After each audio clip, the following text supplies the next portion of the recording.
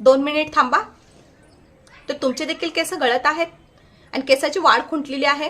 तर तुम्ही जी चूक करताय ती चूक आज मी तुम्हाला इथे दाखवायला आलेली आहे. हो, कारण केस धुताना तुम्ही जी चूक करत आहात ना, त्यामुळेच तुमचा हेअरफॉल इतका होत आहे.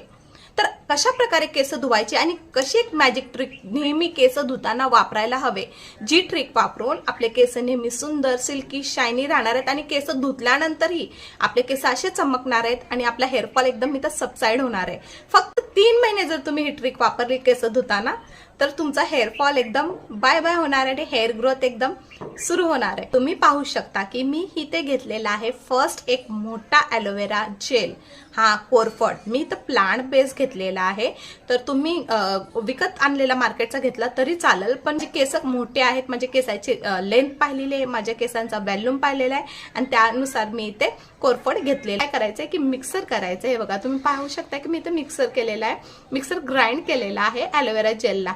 ठीक आहे, तर आता मी इथे घेतलेला आहे एक स्टीलचा बाउल. ठीक आहे, आणि त्या स्टीलच्या बाउलमध्ये तुम्हाला काय करायचंय की 2 ते 3 ग्लास पाणी टाकायचंय.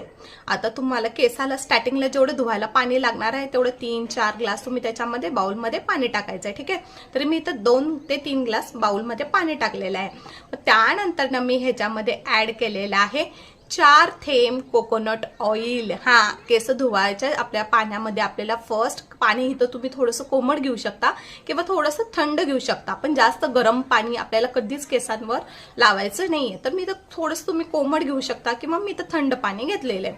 तर तुम्ही पाहू शकता त्याच्यामध्ये 4 थेंब मी कोकोनट ऑइल टाकलेला आहे. कुठलाही जो तुमचा रेग्युलर ऑइल आहे ते 3 ते 4 थेंब तुम्हाला या पाण्यामध्ये टाकायचे.